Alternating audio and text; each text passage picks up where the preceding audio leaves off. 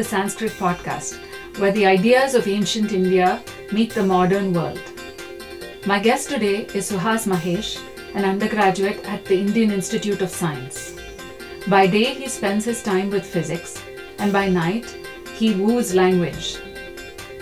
Although he diplomatically insists that he loves all languages equally, sources close to him have revealed that he has a special spot for gīrvāṇī or Sanskrit.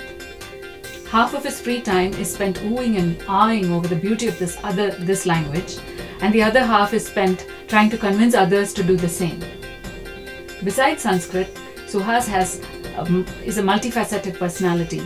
His interests include classical Latin, Carnatic music, philosophy, and aesthetics. It's an honor and privilege to have him in the podcast with us. Namaste, Suhas. Namaste. So, tell me how you became interested in Sanskrit. Well, it all started in school. I had the privilege of being taught by teachers who gave a lot of emphasis to Sanskrit as a spoken language. So, classes in school would be conducted in spoken Sanskrit. So, till then, I used to read a lot of English and I already had a taste for poetry. But what amazed me when I started learning Sanskrit was the sheer amount of rhythm in the language. Because in English, we only have these few meters that all sound alike. But in Sanskrit, you have like hundreds of meters, and each of them can bring out a different kind of a rasa in you. It can make you feel things that with rhythms more than with words. So that part of Sanskrit really attracted me. And then there's also that other part of me that is in love with science. So the formalism of Sanskrit, the precision that our ancients have put into it. So the ancients have converted language into a science while also keeping it as an art. So it's a shastra. So that is another part of Sanskrit that attracted me. So the love affair really... Sorry to interrupt. Shastra is a word that I've heard so often. What does that mean? Is it an art and a science, or is that when you say Shastra? Okay, so Shastra is what, for example, we say the Natya Shastra. So when you have something in the world and you put it into a formalism and lay down a set of axioms, a set of rules, and then you call it a Shastra. So, for example, Bharata Muni, he gave a formalism for Indian dance and he accurately described the various postures and the various facets of dance. So then he made dance a Shastra. So Shastra is giving a formalism, putting a boundary for what exactly the science is. So I can see why science and Sanskrit poetry attract. Yes, exactly. So we're going to delve into Sanskrit poetry, but I want to know a little bit about yourself. So did you grow up in Bangalore? Did you study here? Yes. Did you have a typical education? I've had a very typical education. So I've grown up in Bangalore. Yes, so I started learning Sanskrit at the age of in the 8th standard, as most people do. So the love affair started from there. And slowly I started getting into other aspects of Sanskrit like poetry and Kavya Shastra, Alankara Shastra, and especially science in Sanskrit. So all these kinds of things have led me to different things. For example, I can now see connections between Sanskrit and all aspects of Indian art, because finally they all come together. Sanskrit acts like a source for all Indian arts. And apart from that, there's also that other interesting aspect of Sanskrit, that it is the oldest Indo-European language. So when you learn English or you learn Latin, you actually see a lot of connections. So when you learn Sanskrit, you start seeing languages themselves in a different light. English starts looking different. You see connections you've never seen before. So this is another aspect of Sanskrit that is interesting. See, one of the reasons it took me a long time to come to Sanskrit was because I linked it with religion. And growing up, it was hard for me to make that, to religion and Sanskrit. I wonder if you had similar experiences in terms of, I don't know, you had mentioned earlier about removing Sanskrit from the religious roots. Yes. Did you have that experience as well? Well, before I learned Sanskrit, I obviously came with the bias that most people do, that Sanskrit is a language of rituals, that it's murmured in temples. So that misconception was always there in my head. But it's only when I became informed that I realized that it's not that way. In fact, it is true that Sanskrit is inexorably connected with the Sanatana Dharmic set of religions. However, we must understand that Sanskrit is not just that. And also, Sanskrit is not connected with religion in a very rigid way. Sanskrit has always given rise to critique towards that religion too. For example, one of the most respected poets in Sanskrit, called Bhartrhari, he has the audacity to say something like, Kim Vedai Smrutibhih Purana Kathanai Shastrai Mahavistarai. It means, what do you get from these Vedas, Puranas and expositions on all these kinds of religious texts? And we see this kind of critique everywhere.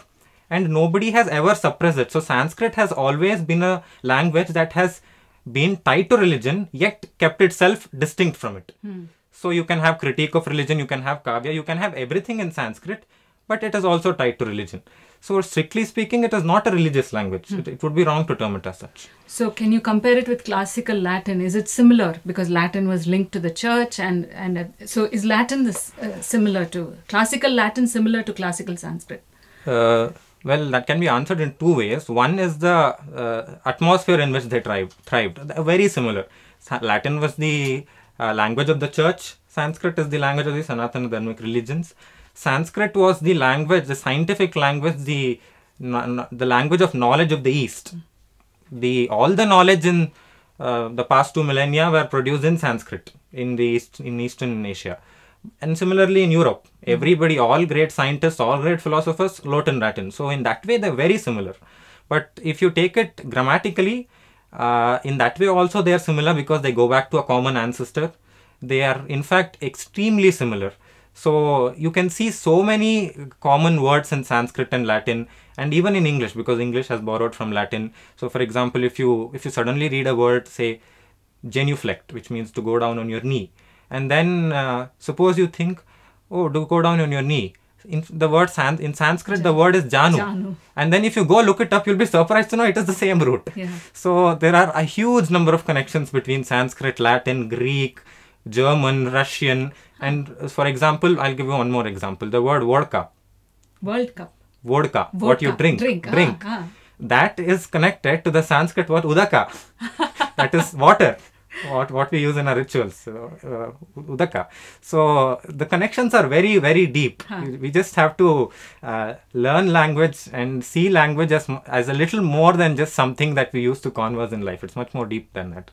So then we get to see the real substance of language. So you're saying Sanskrit and Latin share a common root? Yes. Which is what language is predating these things? That is unknown. It's called a Proto-Indo-European language. Okay. And then the majority consensus today is that it originated in Central Europe, but there's a lot of controversy on that. They say that it is actually the predecessor of Sanskrit. That is also the view I hold. Okay.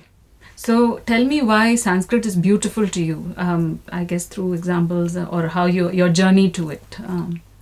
Okay, so one of the most important things, interesting things that I feel about language was best said by Arun Shourie in one of his books. I shall just paraphrase it. So what he said was that the Egyptians tried to immortalize themselves by building the pyramids. Then the Babylonians built their hanging gardens. So every civilization has tried to build something magnificent to immortalize itself. However, what did the Indians do? We have nothing left, all in ruins. But what we used to immortalize ourselves was just vak. It is speech. So it is such a ethereal, ephemeral thing. The minute you say it, it is lost into the air. It does not persist. But 5 millennia have passed, and of all these, what is the one that remains? It is only our Vedas that have continued. So in Sanskrit, I see the collective history of Indian culture.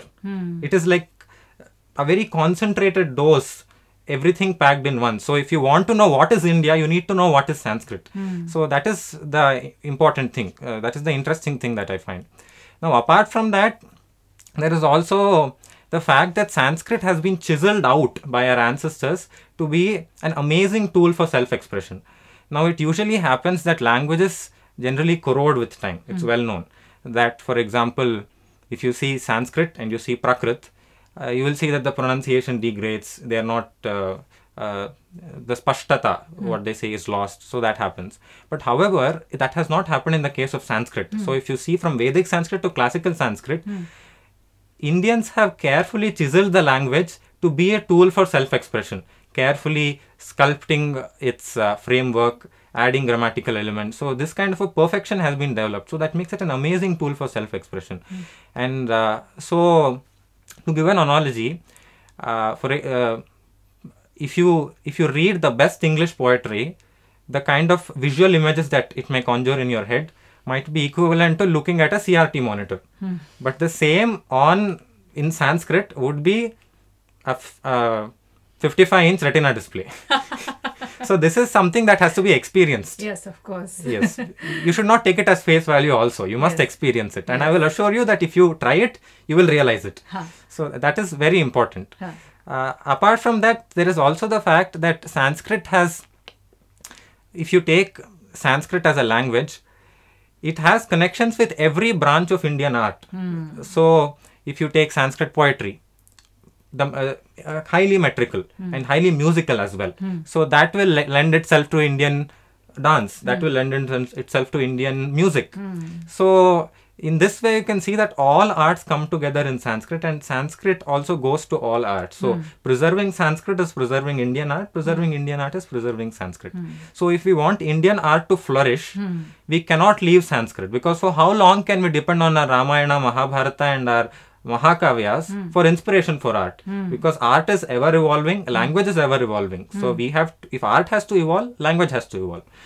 Just to play devil's advocate though, currently the art that we see in India today does not depend on Sanskrit. It seems to be, I mean, it's commercial, it is, I mean, you could argue that Bollywood is the most popular, doesn't depend on Sanskrit. So what will Sanskrit give today's art forms, theatre or music, or will it improve the rasana of it? What will Sanskrit add that an amateur like me does not have?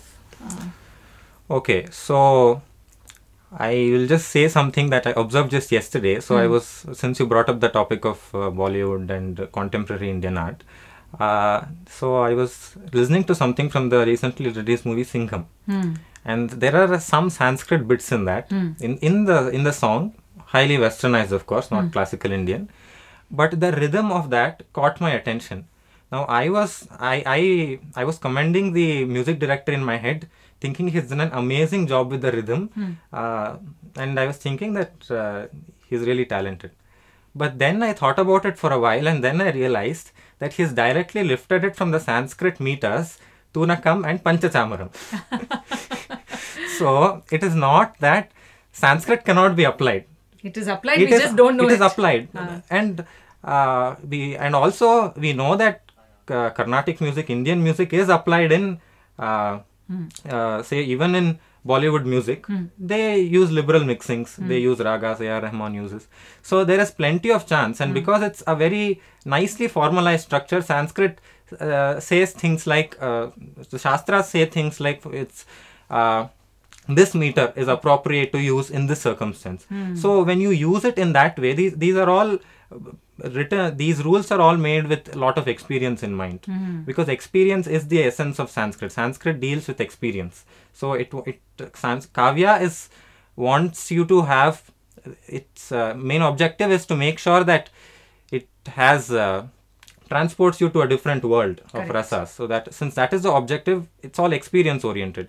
So just by listening to a particular meter, it can make you feel things. That is something you won't find in other languages. So for example, if you say some bombastic words in Shagdara meter, like Bhang kurvat bheka kukshim bharishu bhaya bharod bhaga bhogindra subhru bhruna bhramshi kimambha panishu patagarat sambhrami bambhramiti. You may not know what it means, but you can feel the power in the verse. In fact, this is a verse that is abusing someone. So you can feel the power in the verse. So these kinds of things can be done with Sanskrit. That's very important. So you are steeped in this, but for someone from the outside, it seemed like Sanskrit has taken up a very niche space in India today. Is that true, or is it changing? Spoken Sanskrit, is it sort of seeing an effulgence again? Well, I don't have any statistics to prove this, but my personal feeling is that in terms of reaching out to the common man, Sanskrit is at a peak right now in, say, the past 200 years.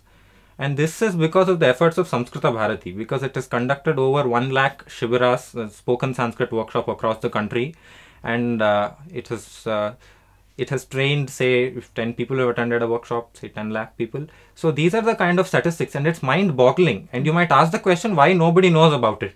Now, the simple answer is lack of publicity. So, for some reason, Sanskrit has not always been very publicity-oriented. So we do our job We learn Sanskrit, but we do it all in private. There's this saying in English that says, be like a duck, calm on the surface, but paddling like the devil underneath. So that's what we are doing, really. There's a lot of work going on, but it's all underground.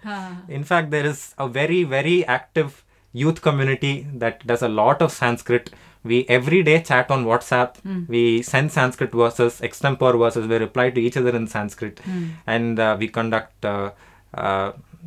study sessions, self-study sessions, and then we have study circles. So a lot of things happen. But the only thing is that it is not translated into publicity. So how to cultivate or improve your knowledge of Sanskrit? So do all of the above, as in join the WhatsApp group, do self-study, or a formal approach is required? Okay, so a formal approach is something that should not be attempted, in my opinion, because Sanskrit is a language. You should learn a language. How? Like immersion. Yes, exactly. Immersion technique. So nobody really taught you, say, my mother tongue is Kannada. Nobody taught me Kannada by telling me that these are the grammatical elements, this is a verb, this is a noun. So that's not a way a language to be learnt. You have to learn it naturally. So that's what Samskrita Bharati also does. So you need to learn by speaking it. So throw yourself in a pool of Sanskrit learners and Sanskrit speakers, and you will be surprised at how quickly you pick it up. One, because there's structure in it, and two, because you already know half of the words. So you know all the most of the verbs, you know most of the nouns as well. You just need to find out how to connect them. Correct. So after this, I'm going to join your WhatsApp group if you'll have me. Of course. And as a PS, I want to know the name of that song in Singham. I think our listeners would be interested in the song that has those meters you mentioned. Okay, so in Singham, whenever there's a fight scene, there's a Sanskrit track that plays in the background. So it's that. Apart from that, in the title track of Singham, there's a Sanskrit bit that comes in the beginning. That's also metrical. It's in the Druta Vilambit verse. So in the Druta Vilambit meter. So that's also metrical. So two things I noticed. How many meters approximately? How many chandas exist? Is it lakhs or thousands? Well, I don't really know formally how many exist, but at least, but there are hundreds. Hundreds exist. But I would say maybe around 30 would be in regular common use. The others would be, yes. That's good to know, because even Dr. Shankar said, was mentioning 30 as a good number to learn as a chandas. Okay. Yeah. So I'm sorry, we were talking about spoken Sanskrit and how there is a movement towards building that up.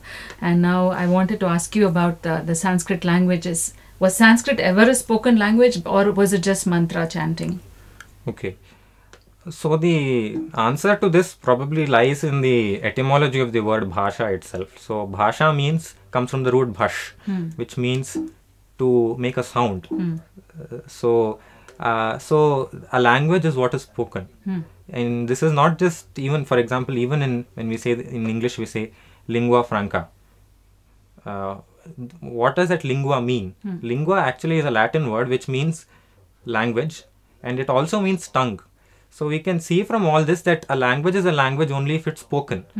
And also, another great way to establish that Sanskrit was a spoken language is the presence of poetry in Sanskrit. If Sanskrit was not spoken, how would these hundreds of varieties of meters arise? Can you read a meter?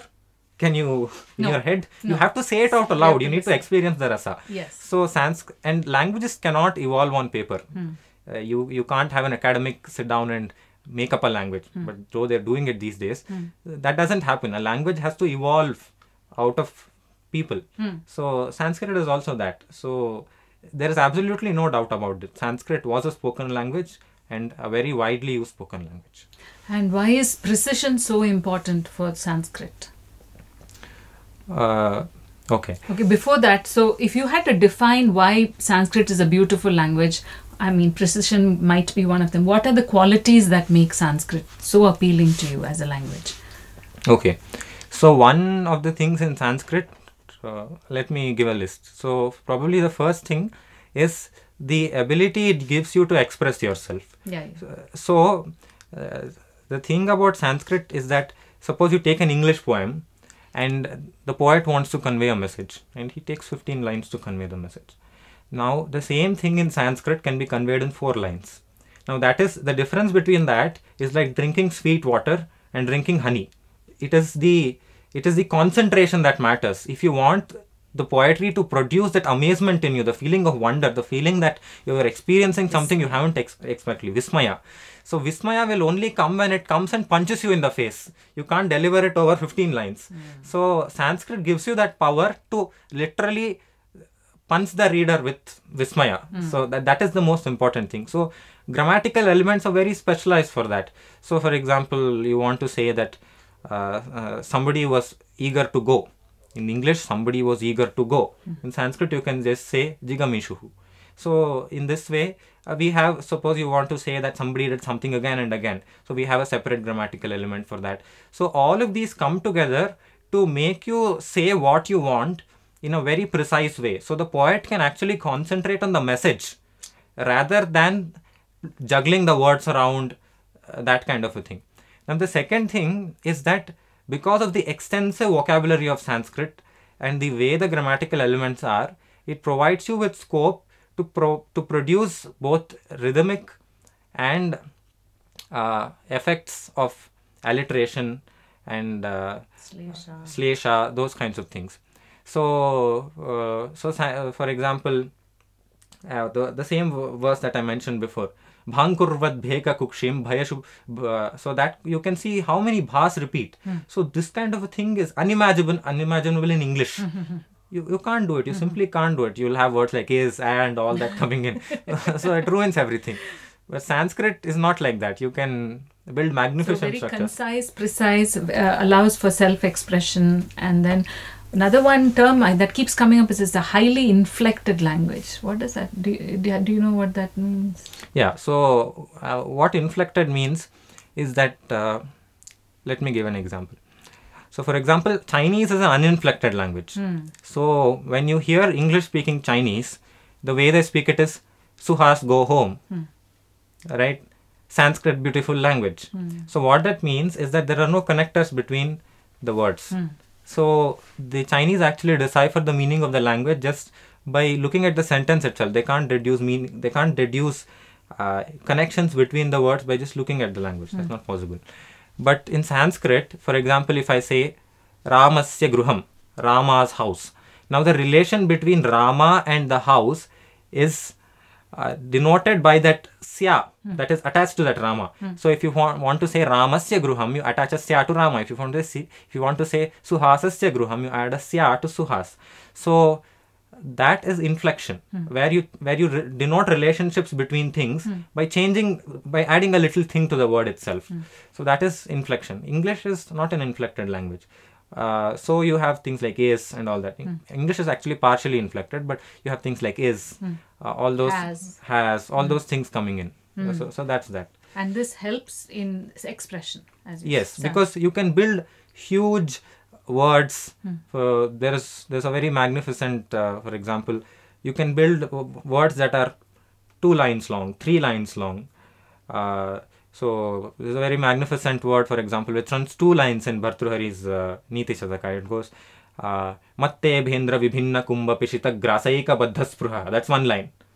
So it literally means the lion that only attacks elephants in rut and feasts on their meat. So that entire thing is it's compressed. Like one image. Yes, it's one image. It strikes you in a moment. So that's very important. Okay. So we hear all these claims about the ancient Indians have already made an aircraft and the Higgs boson was already discovered. Now, since you're a physics major, can you talk a little bit about science and Sanskrit or science in ancient India? Okay.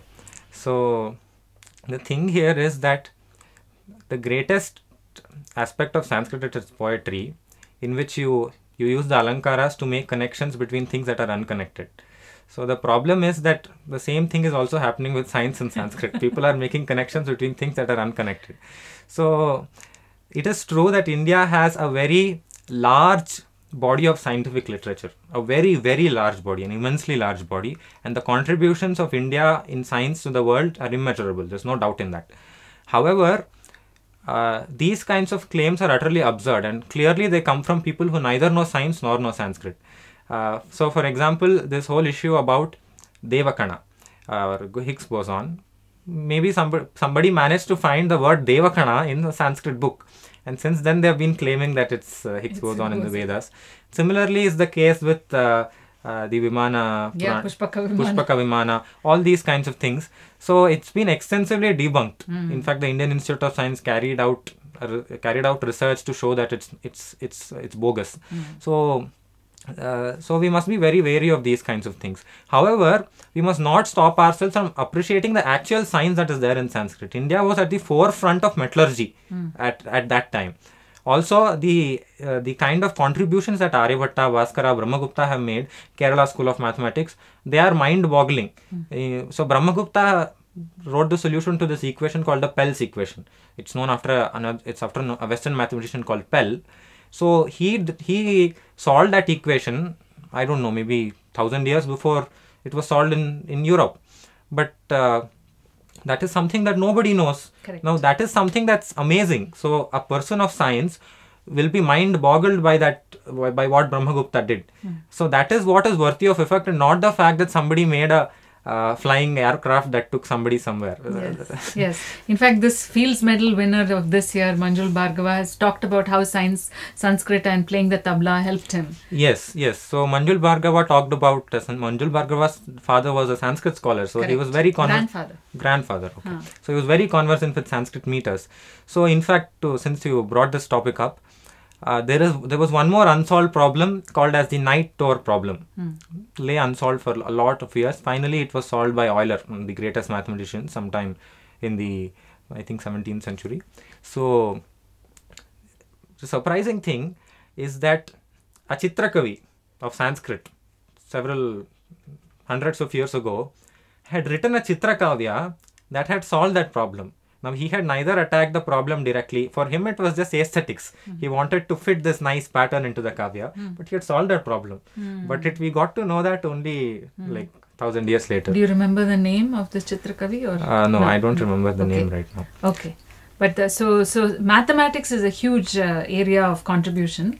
And any other, biology, science, physics, chemistry, or... No, contributions have been there in all fields. There is probably no field in which there has been no contribution. So it has been shown that the first electric cell chemistry was made in India. And then there's plenty of, of course in biology we have Ayurveda. And what more can we say than Sushruta, Charaka and their contributions, the cutting edge of surgery. Then of course physics we have Aryabhatta, Brahmagupta, and mathematics also we have Aryabhatta, Brahmagupta, Bhaskara, all these people. So there has been no science that has been left untouched.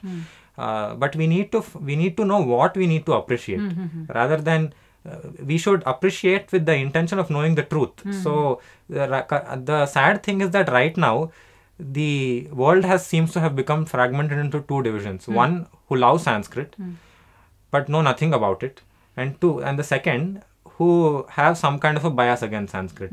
So on one side you have people claiming that ancient India had absolutely nothing, and you have other people saying ancient India had everything. So the important thing is right now to strike the middle path.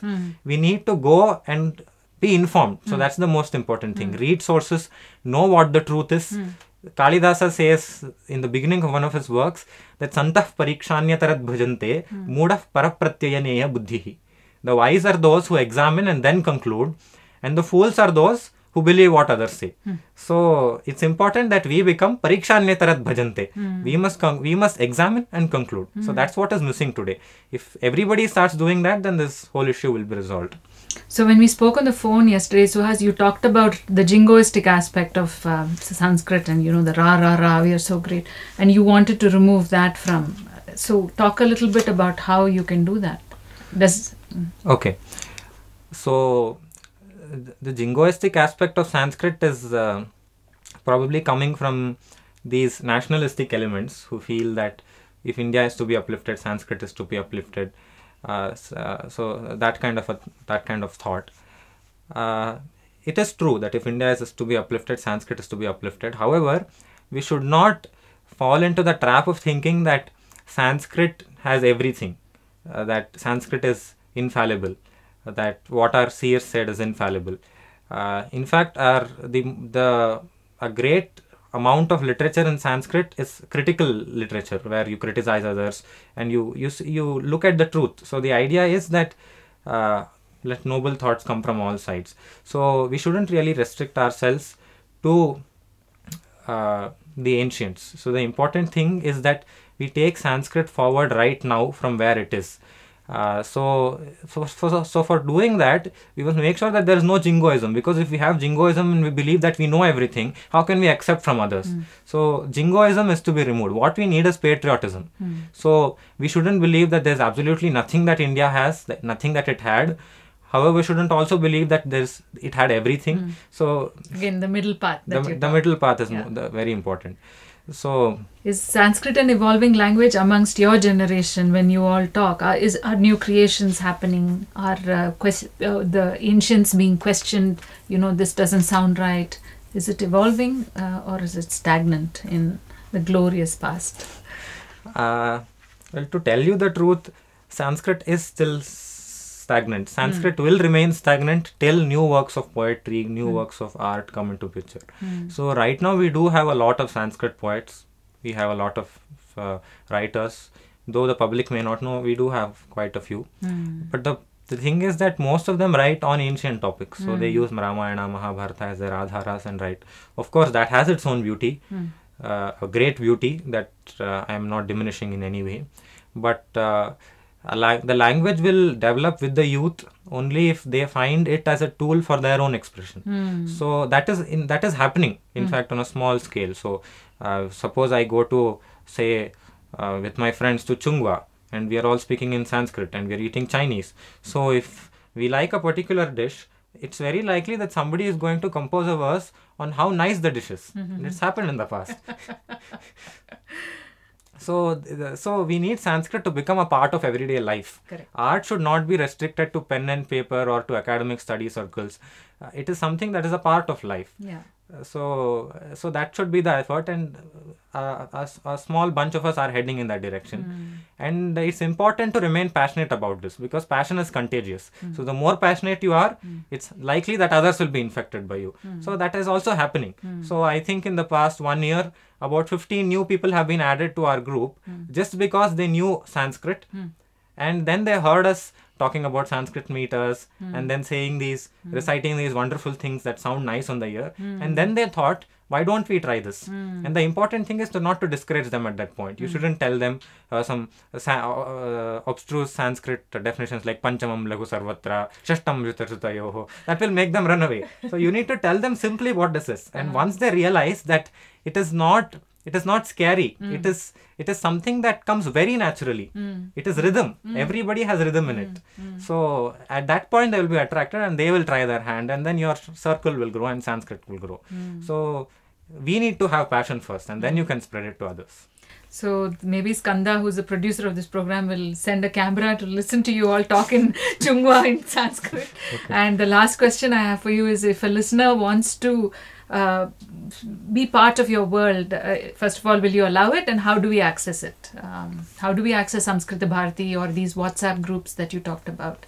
How does a listener... Okay, so Samskrita Bharati is open for all. So it's in the Mangalore office is in Aksharam in Girinagar, which is also the publication headquarters. The minute you step in, you're transformed. It is a complete Sanskrit atmosphere. It is almost like you've entered a time travel machine and you're taken back 3,000 years. So everybody, including the security guard, can speak in Sanskrit. So that is the kind of atmosphere that's been created. So I strongly advise all Sanskrit lovers to pay attention to... Pay a visit to Sanskrit. Pay a visit.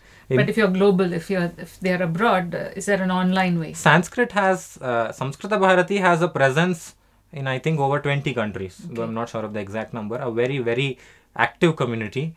And it's very likely that you will find somebody near you who will be able to teach you Sanskrit, conducting Sanskrit workshops and so on. But the important thing is to start getting involved with the community. So come to Samskrita Bharati, come to Aksharam, speak to someone. There'll be other Sanskrit enthusiasts there. Start speaking to them, and they will welcome you with open arms, because we are always very happy to see somebody who's showing interest in Sanskrit. So it's likely that we will be more happy to see you than you are to see us. So we are all a part of the same family once you show the interest. Okay. So once you do that, you can slowly start participating in various events with us, help us in organizing events, and we will take your help in organizing events. And it's a slow process where you will definitely learn Sanskrit. That's important. So Suhas, your enthusiasm is contagious. I am so inspired, and I will definitely pay a visit to Sanskrit Bharati. So on behalf of the listeners of Sanskrit Podcast, thank you, Suhas Mahesh, for being a guest.